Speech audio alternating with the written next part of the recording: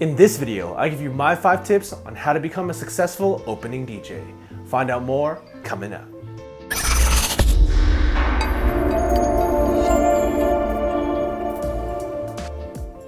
Thank you for watching PDot TV, where you'll find tips, tricks, and tutorials for DJs and music performers. Now let's get into the video.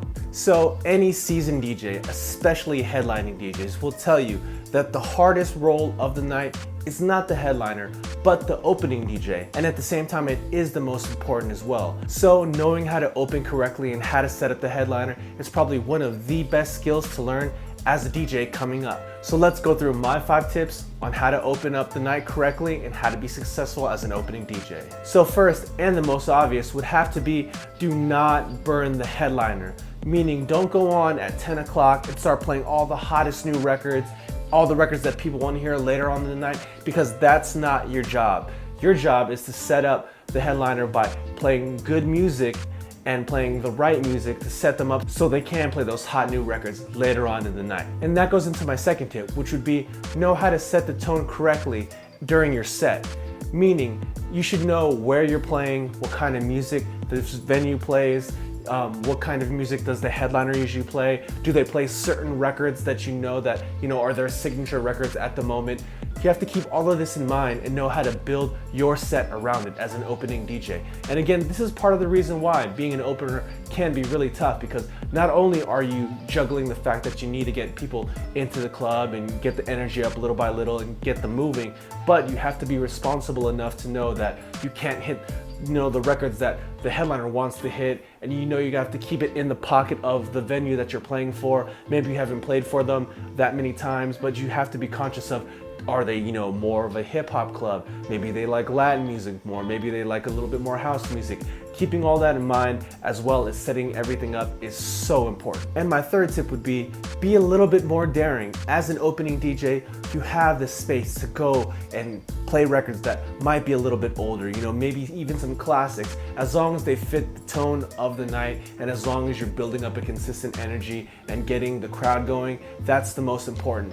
But because you are the opening DJ and because you don't have to play those newer hot hit records, you can go back and make yourself stand out by playing maybe some stuff that people haven't heard for a long time. Maybe you have a new really cool remix of an old hit that you can bring in and that fits the vibe of what you're trying to build. All of these things are so important as an opening DJ. You don't want to be stuck playing the same 30, 60, 90 records that you play every week as an opener. You want to reach out and grab new things that that the headliner is not going to play, but it's still going to fit your set and still sound cool and still build the energy of the night. My fourth tip has less to do with your DJing, but has a lot to do with your professionalism. And that's do not fill the DJ booth with all your friends and homies and maybe groupies when the headliner's coming up to set up.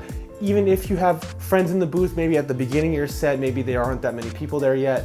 When you know that your set's winding down and it's getting time for the headliner to hop on, be courteous enough and have enough balls to tell all your friends to just kind of step back. And if they really are your friends and they're understanding that this isn't just about a party for you and that this is your job, they should understand that they need to give space to the next guy that's coming up.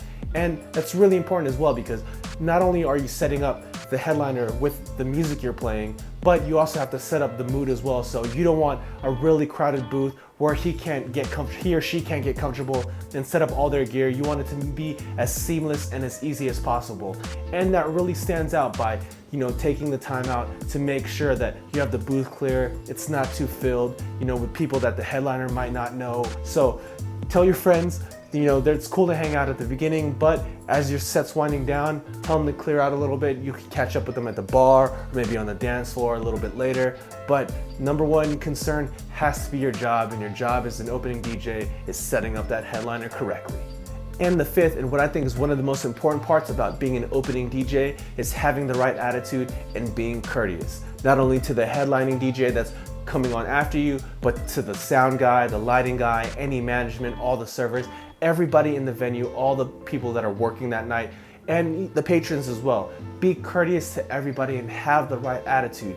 Meaning, as a opening DJ, you're not the headliner. You're setting him up for success, and taking that into consideration and not being upset that you can't play the hot records and being happy that you're playing for a crowd and you're building a night is so important. And it's one thing that every headlining DJ can sense is, does the headliner enjoy his role? Does he like what he's playing? Is he having a good time? Or, is he in a bad mood? And maybe he's, he wants to be the headliner, but he's stuck playing this set, and having that kind of mentality is, kind of poisonous.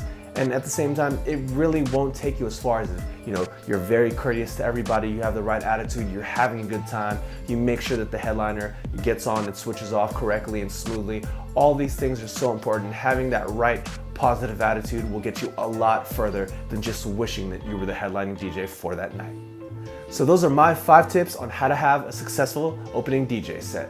So question of the day, what do you do as an opening DJ to make the night successful? Go ahead and leave that down in the comments below. I'd love to hear what you guys have to say. And as always, if you found this video useful, please go ahead and give it a thumbs up. And if you haven't already, go ahead and click right here to subscribe to this channel. Or if you'd like to watch more content, go ahead and click on that video right there. And thank you for watching PDot TV, where you'll find tips, tricks, and tutorials for DJs and music performers. See you next time.